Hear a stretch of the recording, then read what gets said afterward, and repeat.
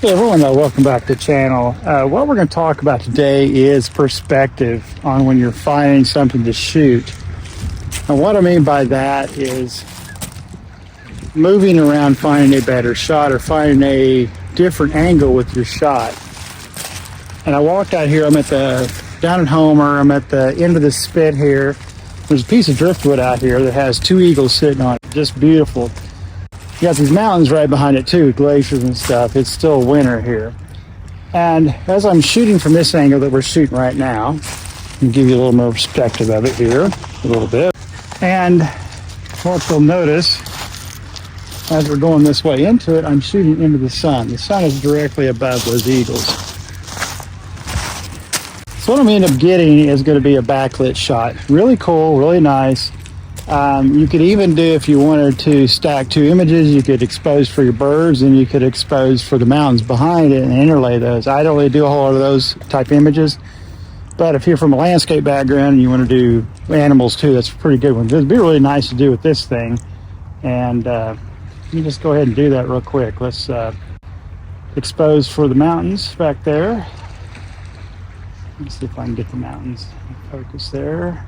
Infinity. Bring my shot back up and we'll drop it down a little bit more.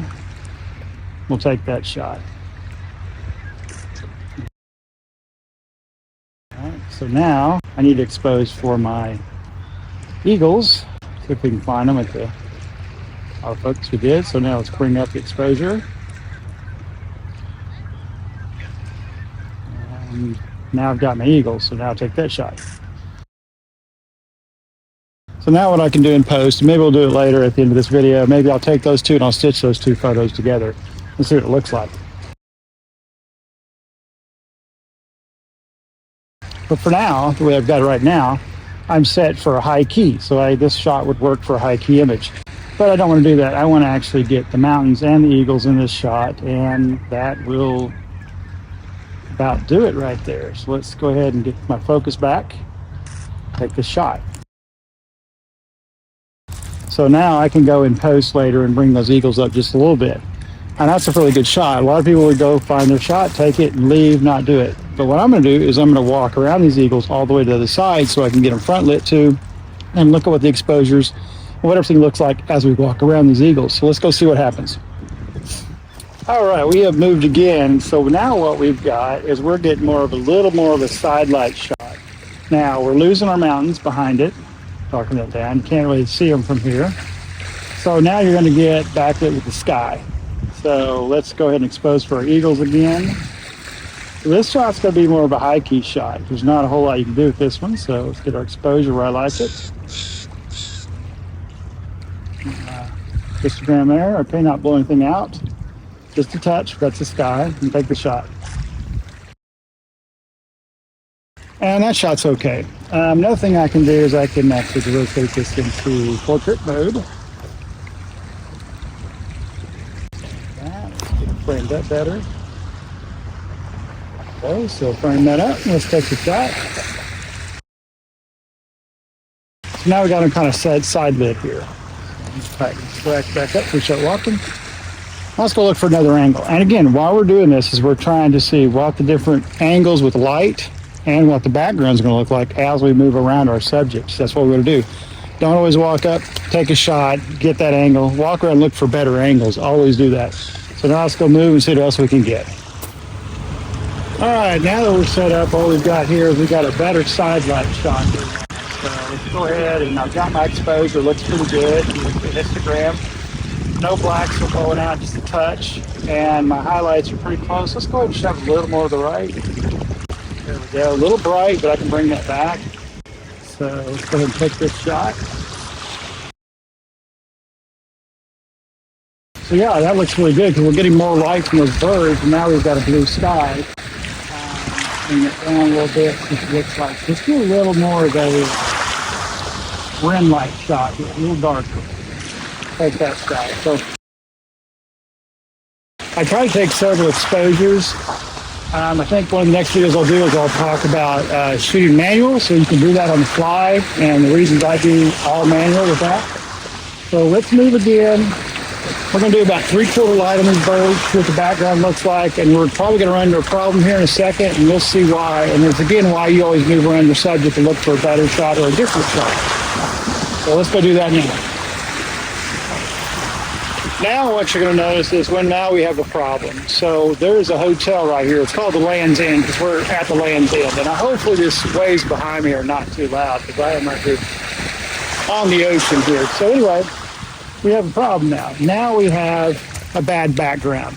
Because even at 5.6, you cannot blow that background out from our distance. We would have to be close to those birds and our background would have to be farther away. So for me, this shot will not work for me because I've got something too distracting, too man-made, not what I want to see in the background. So what we're going to do is we're going to move farther, and there's actually a little lighthouse looking thing at the top here. Let you see it on the Animos here. So we're going to see if we can line those guys up with that little lighthouse piece and see if it looks any good. I don't think it will, but we're going to walk around and we're going to get closer and closer to getting these birds fully lit because right now we're still half lit. So let's go do that.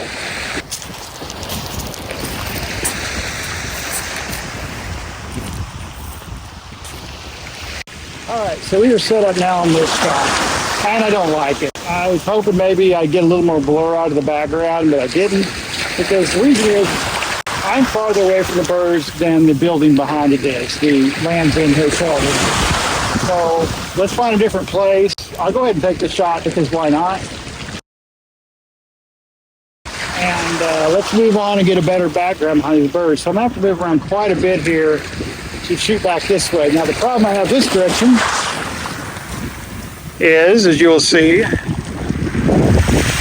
if I have a pier there, that's actually where the ferry comes in. So that's kind of what I've got to work with there.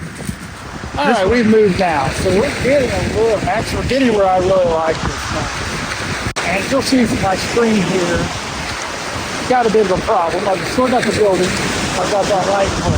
So let's see if we can increase our focal range. We'll do one more thing. Let's put this in portrait mode. So, in portrait mode. Looking pretty good to me. Really take a little more into the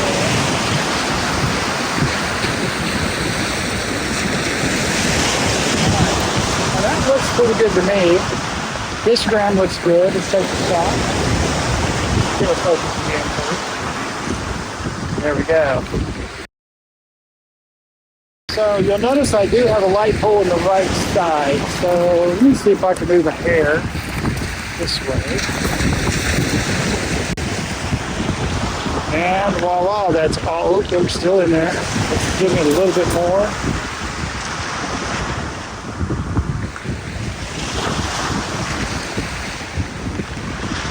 And there we go. I kind of like that comp. It's a little off to the right.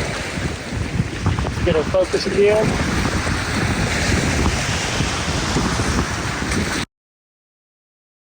I don't exactly have to be on the bird's eye per se. We'll move it up here anyway.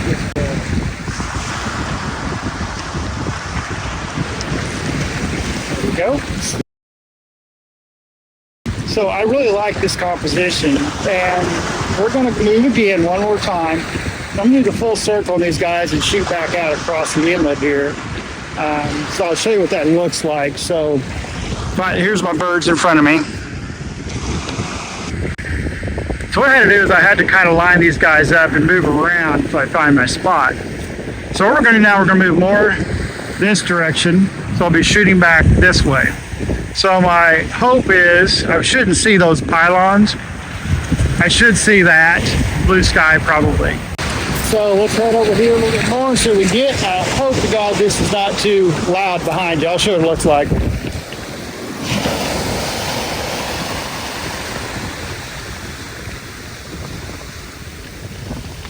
Just incredible out here today. It is a rare bluebird sky here. It's all right. Let's get moved and take some more pictures. All right, we have completely changed our perspective. The reason is, if you look right here, there's about a 4 or 5 foot mound of rocks here as the tide comes in. That's where the highest tide comes, push these rocks up. So to get these eagles, I kind of had to move up the hill, but had to keep my distance because I've got a 2 to 500 lens here. So we're going to look at this and see what kind of frame up we can get from these shots. Looks framed up. Let's hit the focus. Got, kind of like that. Let's go ahead and take the shot. Now, normally I'd be hand holding this. I can move around a lot more fluid, but for this example, I'm using the Atomos so you guys can see it, so I need to be on the tripod to get this. But I'm really liking this shot. I have the Ketchibec Bay Road that way on that side of the inlet, so I'm seeing that. So let me get this a little better framed up. It looks a little, it's telling me I'm level, but I don't feel like I'm level. Let's try that. Take this shot. Pretty good. Let's go ahead and put this back in landscape mode here. My head will quit moving. It's not my ideal head for doing this either, but what I had on, and I was in a hurry here because I didn't want these eagles to fly away on you guys. Kind of like that. I'm going to drop my exposure a little bit. A little hot for me. Have to increase my shutter a little bit because there we go, looks good. Let's make that shot. I'm gonna do 2 shots. I'm gonna focus again, take the shot. I'm gonna raise my exposure just a little bit more. Overexpose that shot. And get right in the middle of those 2. That shot. The reason I do that, I'm playing with the light. So what I want to do is I want to get multiple exposures when I get back. See what that does, because exposure will also mess with your color, what it's bringing back to the sensor off, reflecting off there. So don't think you can shoot one ISO level, one exposure level and get the same colors, because you want to shoot several so you make sure you get good colors you want. Like in the fall, I underexpose a lot past the middle to get those golden colors out, get those richer colors. I don't want to do a lot in post. I'd rather get it right in camera. So we're going to move one more time, get these completely flat because I can't go any farther because I'm hitting the hotel. So let's do that real quick, see what kind of shot we get, and then we'll wrap this all up and talk about the lesson learned here today. All right, I think this is the last shot. I may take one more shot handheld and have that at the end of the video. And let's look at this one. So looks pretty good. Got a boat going behind us. Let's see if we can get that. Now there is a boat. There it is. Let's see if we get that shot. It's back level. There we go. Let's take this shot here. Let's drop our exposure back down to 100 again. Take that. Go to 160. Take that, and we're going to go 200. A little higher, as high as I want to go. Shoot that. So I think we've got all the shots we want. I'm going to go handheld a couple shots, get a couple more perspectives here lower, and see what those look like. I'm going to get some foreground elements in there too, see what it looks like. So you may not see me doing that, but I'll talk to you here in just a minute.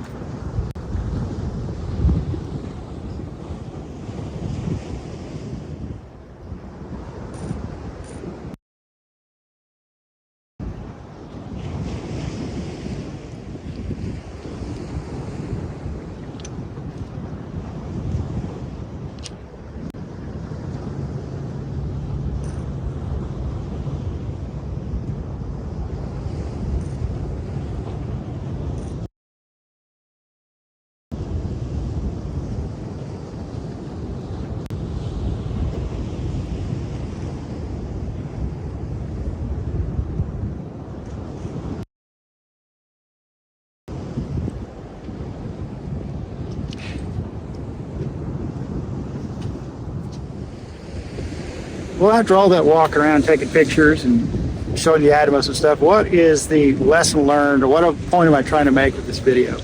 Well, the point I'm trying to make in this video is about perspective, light, and not taking one shot or one angle that you think is the good shot of that subject. Is to do more work and to work yourself around that subject. And I'm sure you've heard this been said before. A long time you get something lined up, you got something busy behind it.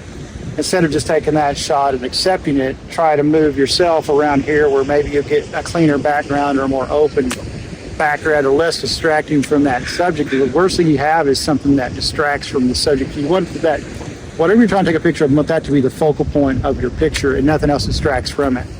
You can have elements that kind of accentuate it but not distract from it.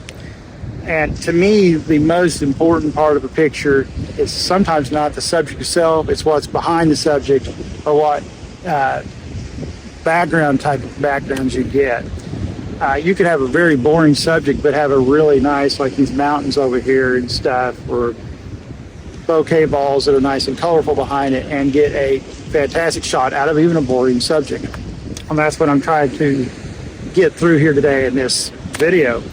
So by walking yourself around like I did, first thing I had these, I lined up the mountains behind the bird, backlit, looked really good.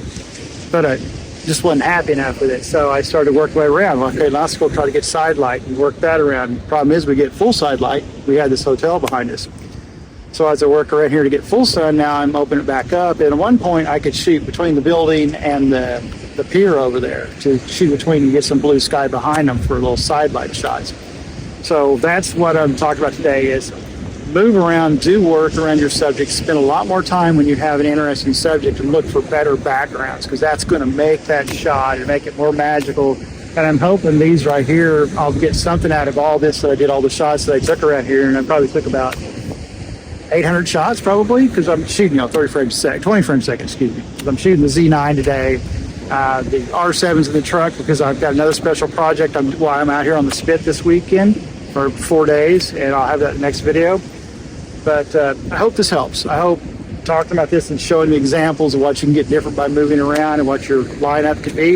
Hope that helps you guys. And if it does, please subscribe to the channel, like it, share, do all those fun things. If you're so inclined, join the channel as a membership. It's low as $1, and that just helps me do more things like this, to get down here to do projects like I'm doing for these 4 or 5 days when I'm out here chasing a special subject that'll be in a video coming up here, probably a couple weeks. But